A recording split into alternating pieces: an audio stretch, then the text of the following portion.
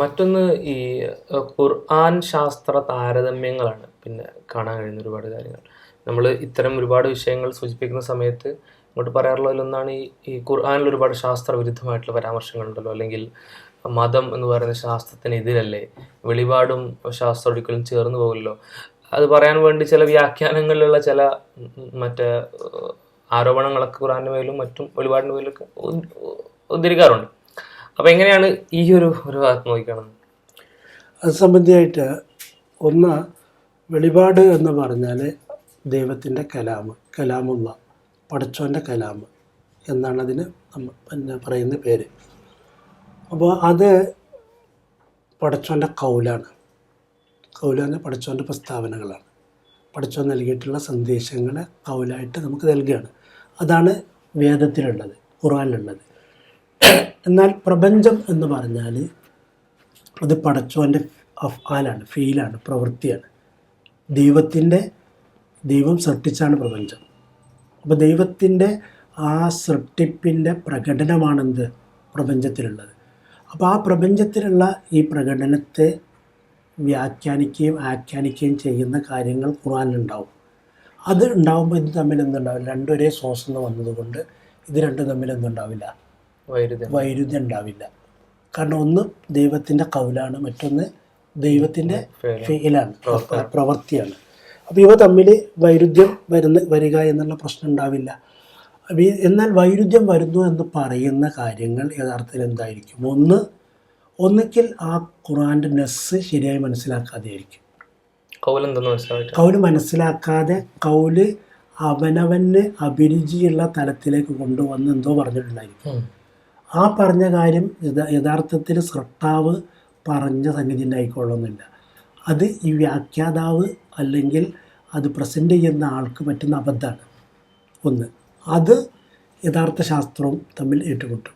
അതേപോലെ രണ്ടാമത് ചിലപ്പോൾ ശാസ്ത്രം എന്ന് പറഞ്ഞിട്ട് അല്ലെങ്കിൽ പ്രകൃതിയിലുള്ള കാര്യങ്ങൾ എന്ന് പറഞ്ഞിട്ട് പ്രകൃതിയിലുള്ള കാര്യങ്ങളെ നിരീക്ഷിച്ച് പഠിച്ചിട്ടെത്തുന്ന സിദ്ധാന്തങ്ങളാണെന്ത് ശാസ്ത്രത്തിൻ്റെ ഭാഗമായിട്ടുള്ളത്.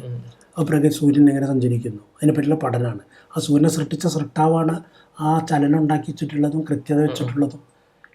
അശംസു വൽ ഖമറ ബി ഹുസ്ബാൻ എന്ന് പറഞ്ഞില്ല, അശംസു വൽ ഖമർ ബി ഹുസ്ബാൻ, അശംസു വൽ ഖമറു ബി ഹുസ്ബാൻ എന്ന് പറഞ്ഞു. ഗണിതക്ഷമമാണെന്ന്, കാൽക്കുലേറ്റഡ് ആണ്. അപ്പോൾ ആ കാൽക്കുലേറ്റഡ് ആയിട്ടുള്ളതിനെ പഠിക്കുക എന്നുള്ളതാണ് സയൻസ്. അപ്പോൾ സൃഷ്ടാവിൻ്റെ ആ പ്രവൃത്തിയെ പഠിക്കലാണ്. അപ്പോൾ അത് പഠിച്ചിട്ട് അത് തമ്മിൽ എന്തുണ്ടാവില്ല, ആ ഇതും പിന്നെ അശംസു വൽ ഖമറു ബി ഹുസ്ബാൻ എന്ന് പറയുന്നത് ഒരിക്കലും തെറ്റൂല. അശംസും ഖമറും എന്താണ്, ഗണിതക്ഷമമാണ്, കൃത്യമായി കണക്കായിട്ട് പോകണമെന്നാണ്. അപ്പോൾ അവിടെ ചോദിച്ചു പോകും. ആ വാക്യങ്ങളും ശാസ്ത്രവും ഇതും തമ്മിൽ ഏറ്റുമുട്ടുന്ന പ്രശ്നങ്ങളില്ല, യഥാർത്ഥത്തിൽ തെളിയിക്കപ്പെട്ട ശാസ്ത്രീയ വസ്തുതകൾ. എന്നാൽ തെളിയിക്കപ്പെടാത്ത ശാസ്ത്ര പ്രശ്നങ്ങൾ, അതുപോലെ തന്നെ ശാസ്ത്രത്തിലെ അഭ്യൂഹങ്ങൾ, ശാസ്ത്രത്തിലെ വെറും നിഗമനങ്ങൾ തുടങ്ങിയ കാര്യങ്ങൾ ചിലപ്പോൾ അതിന് അപര്യാപ്തതകളുണ്ടാവും. അപ്പോൾ അത്തരം കാര്യങ്ങൾ അതിനെ കറക്റ്റ് ചെയ്യുക എന്നുള്ളതാണ് ഖുർആൻ ചെയ്തിട്ടുണ്ടാകുക. അപ്പോൾ ആ കറക്ഷൻ എന്താണെന്ന് മനസ്സിലാകാതെ ഇരിക്കുമ്പോൾ ഇത് ശാസ്ത്ര യാഥാർത്ഥ്യമാണെന്നുള്ള നിലക്ക് വരുമ്പോൾ അത് തമ്മിൽ വൈരുദ്ധ്യമുള്ളതായിട്ട് തോന്നും, തെറ്റിദ്ധരിക്കുകയാണ്. യഥാർത്ഥത്തിൽ അവ തമ്മിൽ വൈരുദ്ധ്യമല്ല. ഇവിടെ ഏതോ ഒരു തരത്തിൽ മനുഷ്യർ തെറ്റുപറ്റിയിരിക്കുന്നു.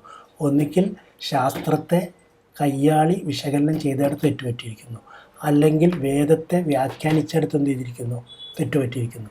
ഇങ്ങനെയാണ് അവ തമ്മിലുള്ള വൈരുദ്ധ്യങ്ങൾ എന്നുള്ള പ്രക്രിയ ഉന്നയിക്കപ്പെടുന്നത്. എന്നാൽ ഇത് പ്രകൃതിയിലുള്ള കാര്യങ്ങളിൽ നമ്മൾ ഈ കൗലും ഫീലും തമ്മിൽ ചേർന്ന് പോകുന്നു എന്നുള്ളതിനുള്ള വേറെ ഏറ്റവും നല്ല മനോഹരമായൊരു ഉദാഹരണമാണ് അഫല യൻദുറൂന ഇലൽ ഇബിലി കൈഫ ഖുലിഖത്. അവർ നോക്കുന്നില്ലേ. അവിടെ യൻദുറൂന എന്നുള്ളത് അതെന്താണ്, ഈ നെതിരിയത്താണ് ശരിക്കും അറബിയിൽ സിദ്ധാന്തം. അറബി വാക്ക് നെതിരിയത്ത് എന്നാണ് സിദ്ധാന്തത്തിന് പറയാം, നെതിരിയത്ത് തിയറിക്ക് പറയാം. അപ്പോൾ ആ നെതിരിയത്ത് അഫല യൻദുറൂന ഇലൽ ഇബിലി, ഒട്ടകങ്ങളുടെ സൃഷ്ടിപ്പ്, അതിൻ്റെ സൃഷ്ടിഘടന, അതിൻ്റെ സൃഷ്ടിയുള്ള സ്ട്രക്ചർ, അതിൻ്റെ അനാട്ടമി, അതിനെ നിങ്ങൾ പര്യവേഷണം നടത്തുന്നില്ലേ, അതിനെ തിയറി ആക്കുന്നില്ല നിങ്ങൾ നോക്കുന്നില്ലേ എന്ന് ചോദിക്കുകയാണ്. ഈ നോക്കുന്നില്ല എന്ന് പറയുമ്പോൾ അപ്പം ചിലപ്പോൾ ചില നിരീശ്വരവാദികൾ യുക്തിവാദികളൊക്കെ ചോദിക്കാറുണ്ട്, ഇതിപ്പോൾ 14 നൂറ്റാണ്ട് മുമ്പുള്ള അറബികളോട് ചോദിച്ചിട്ട് എന്താ കാര്യം, അവർക്ക് ചെയ്യാൻ പറ്റുമോ, അതിൻ്റെ അനാട്ടമി പഠിക്കാനുള്ള സംവിധാനം ഒന്നും ഉണ്ടായിരുന്നു എന്നൊക്കെ ചോദിക്കും. അപ്പോൾ ആ ചോദ്യം രണ്ട് കൂട്ടരോടും ഒരുപോലെ ചോദിച്ചിരിക്കുകയാണ്. കൂടുതൽ വികസിക്കുന്ന കാലഘട്ടത്തിൽ വികസിത സംവിധാനങ്ങൾ ഉപയോഗിച്ച് പഠിക്കാം. അവികസിതമായ കാലഘട്ടത്തിൽ ആ ഒട്ടകത്തെ നിരീക്ഷിച്ചുകൊണ്ട് സാധാരണഗതിയിൽ പഠിക്കാം. അപ്പോൾ ഒട്ടകത്തെ നിരീക്ഷിച്ച് നോക്കിയാൽ എന്ത് കാണാൻ പറ്റും? അവന് കാണാൻ പറ്റും എത്രയോ കിലോമീറ്റർ കണക്കിന് വെള്ളം കുടിക്കാതെ അതങ്ങനെ പോകുന്നു. എന്നിട്ട് പിന്നെ വെള്ളം കാണുമ്പോൾ അത് ഒറ്റ വലിക്ക് 130 ലിറ്റർ വെള്ളം അകത്താക്കും, ഒറ്റ വലിക്ക്. ആ രീതിയിൽ അതുപോലെ തന്നെ അതെത്രയോ ദൂരത്തേക്ക് നടന്ന് ആ മരുഭൂമിയുടെ ചൂട് താണ്ടി പോകുന്നു. അപ്പോൾ അതിന് പറ്റുന്ന തരത്തിലുള്ള പൂണ്ടു പോകുന്ന പാത സംവിധാനം, പൂണ്ടു പോകാത്ത പാത, അത് ഒരു അനാട്ടമി പഠിക്കാത്ത ഒരാൾക്ക് നോക്കിയാൽ കിട്ടും. അനാട്ടമി പഠിച്ച ഒരാൾക്കും അതിൻ്റെ ഉള്ളിലേക്ക് പോയി സൂക്ഷ്മമായി പഠിക്കാൻ പറ്റും. അതുപോലെ തന്നെ അതിൻ്റെ ശരീരം രോമാവൃതമാണ്. ആ രോമാവൃതമായ ശരീരം ചൂടും തണുപ്പും തടയുന്നു. അത് പ്രത്യേകിച്ച് നോക്കിയാലൊക്കെ മനസ്സിലാകുന്നതാണ്. അത് കൂടുതൽ സയൻറ്റിഫിക്കായി പഠനം നടത്തിയാൽ കൂടുതൽ മനസ്സിലാവുകയും ചെയ്യും. ഇതേപോലെ തന്നെ ത്വക്കിനടിയിലുള്ള സ്ഥലം, അത് ചൂടുള്ള പ്രതലത്തിൽ കിടക്കാൻ അതിനെ സഹായിക്കുന്നു. അപ്പോൾ ഇതെങ്ങനെ കിടക്കണം എന്നുള്ളത് സാധാരണ ഒരു അറബിക്ക് നോക്കാം. ഇത് സയൻറ്റിഫിക്കായി പഠിക്കണമെങ്കിൽ അതിൻ്റെ അടിയിലുള്ള ത്വക്കിനടിയിലുള്ള അതിൻ്റെ സ്ഥലം എന്ത് ചെയ്യും, അതിനെപ്പറ്റി പഠിച്ചിരിക്കും. ഇതേപോലെ 8 ദിവസം വെള്ളവും ഭക്ഷണവും ഇല്ലാതെ ജീവിക്കാൻ പറ്റും ഒട്ടകത്തിന്. ഇത് അനുഭവത്തിലൂടെ ആർക്കറിയാം? അറബിക്കറിയാം. സാധാരണ അറബിക്ക്, വലിയ ജ്ഞാന ലോകത്ത് എത്താത്ത അറബിക്ക് തന്നെ, സയൻസിൻ്റെ ലോകത്തേക്ക് അധികം കടന്നില്ലാത്ത സാധാരണക്കാരനെ അറബിക്ക് അതറിയാൻ പറ്റും. എന്നാൽ സയൻറ്റിഫിക്കായി വന്നിട്ടുള്ള ഒരു പഠനം നടത്തുന്ന ഒരാൾ ഒട്ടകത്തെ ദിവസം വെള്ളം കുടിക്കാതെ നിൽക്കുന്നു.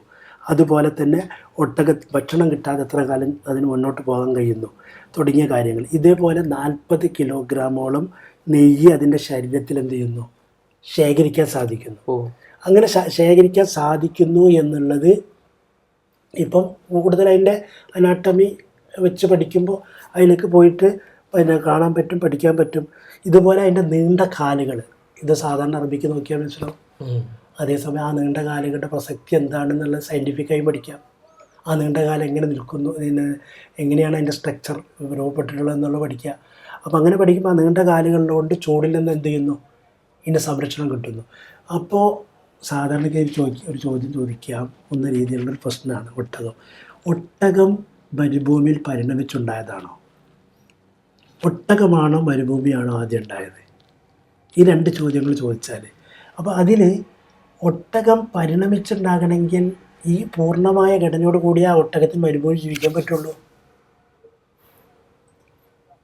അല്ലാതെ അത് പരിണമിച്ച്, അല്ലെങ്കിൽ മരുഭൂമിയും പരിണമിക്കണം, ഒട്ടകവും പരിണമിക്കണം. മരുഭൂമി ആദ്യം മരുഭൂമി അല്ലാതിരിക്കണം. അങ്ങനെയാണെങ്കിൽ ഇത് ശരിയാവുള്ളൂ. അപ്പോൾ ഒട്ടകത്തിൻ്റെ സൃഷ്ടിപ്പിനെ പറ്റിയുള്ള ഇത്തരം കാര്യങ്ങളൊക്കെ ആലോചിക്കാൻ എന്ത് ചെയ്യുന്നു, ഖുർആൻ്റെ ആ ആഹ്വാനത്തിലൂടെ കഴിയുന്നു, ഒറ്റ ആയത്തുകൊണ്ട്. അപ്പോൾ അത് അക്കാലത്തുള്ള ഒരറബിക്കും ഇക്കാലത്തുള്ള ഒരറബിയായ സയൻറ്റിസ്റ്റിനും അനറബിയായ സയൻറ്റിസ്റ്റിനും ഒരുപോലെ പഠിച്ച് എത്തിയാൽ അവസാനം കൊണ്ടെത്താൻ പറ്റും. അതിൻ്റെ സൃഷ്ടിപ്പിലെ അത്ഭുതം കാണാൻ സാധിക്കുന്ന തരത്തിലാണ് അതിലുള്ള പരാമർശം. അത് പഠനം എന്നുള്ളത് ഏത് കാലത്തുള്ള ആൾക്കും ഏത് നിലയിലും പറ്റും. പക്ഷെ അതിന്റെ മോഡും അതിന്റെ ഒരു ഡെപ്തും ഒക്കെ വ്യത്യാസം ഉണ്ടാവും. പിന്നെ ഖുർആൻ തന്നെ പറഞ്ഞു, അഫലാ യതദബ്ബറൂനൽ ഖുർആൻ അം അലാ ഖുലൂബിൻ അഖ്ഫാലുഹ. എന്താണ് അവർ ഖുർആനിനെ പറ്റി തദബ്ബുർ ചെയ്യാത്തത്? തദബ്ബുർ പറഞ്ഞാൽ ചിന്തിക്കുക, പഠിക്കുക, ചിന്തിക്കുക, പഠിക്കുക, ഗവേഷണം നടത്തുക. അത് ചെയ്യാത്ത എന്തുകൊണ്ടാണ്? അവരുടെ മനസ്സിന് പൂട്ടിട്ടിരിക്കുകയാണോ എന്ന് വളരെ മനോഹരമായ ബലാഗിയായ സാഹിത്യസമ്പുഷ്ടമായ ചോദ്യമാണ് ചോദിക്കുന്നത്. അത് അവരുടെ മനസ്സിന് പൂട്ടിട്ടിരിക്കുകയാണ്.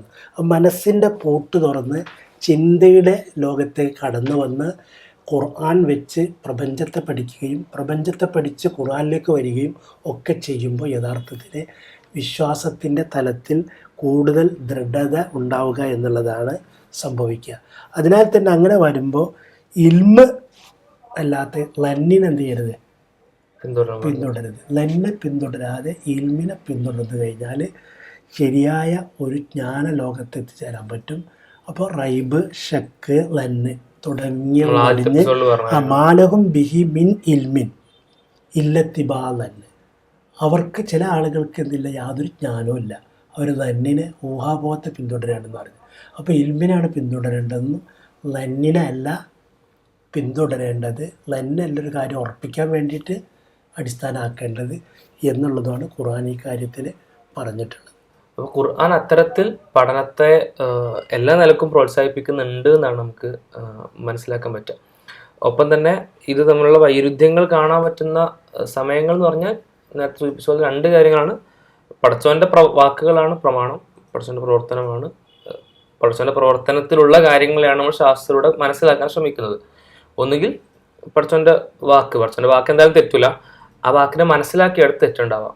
അല്ലെങ്കിൽ പടച്ചവൻ്റെ പ്രവർത്തനം, അല്ലെങ്കിൽ ഈ പ്രപഞ്ചത്തിനെ നമ്മൾ പഠിക്കാൻ ശ്രമിക്കുമ്പോൾ ആ ശരിയിലേക്ക് എത്തുന്നുണ്ടാവുള്ളൂ. അല്ലെങ്കിൽ നമ്മളിപ്പോൾ നിലവിൽ നിൽക്കുന്ന സ്ഥലത്ത് ഒരു അബദ്ധമുണ്ട്, അല്ലെങ്കിൽ നമ്മൾ നിൽക്കുന്നത് ശരിയായിട്ടുള്ള വസ്തുതയിലല്ല എന്നതുകൊണ്ടായിരിക്കും. ഈ പ്രവർത്തനം അതേപോലെ തന്നെ വാക്ക്, ഖൗല് ഫിഅല്, പടച്ചവൻ്റെ പ്രവർത്തനം, പടച്ചവൻ്റെ വാക്കുകൾ, ഈ രണ്ടും പൂർണ്ണമായിട്ട് നമ്മൾ ശരിയിലേക്ക് എത്തിക്കഴിഞ്ഞാൽ, അല്ലെങ്കിൽ രണ്ടിനെ പറ്റിയും ശരിയായ ബോധത്തിലേക്ക് എത്തിക്കഴിഞ്ഞാൽ രണ്ടും പരസ്പരം പൂരകമായിട്ട് നിൽക്കുന്നുള്ളതാണ് മനസ്സിലാക്കുന്നത്. ഇപ്പോൾ സയൻസിനെ പറ്റി പറയുമ്പോൾ എപ്പോഴും പറയാറുണ്ട്, സയൻസ് ഒരിക്കലും ഒരു പ്രൂവ്ഡ് എന്നുള്ളൊരു സാധനം സയൻസിലില്ല. കാരണം ഒരു വിഷയത്തെ പറ്റിയും അന്വേഷണം ഒരിക്കലും സയൻസിൽ അവസാനിക്കുന്നില്ല.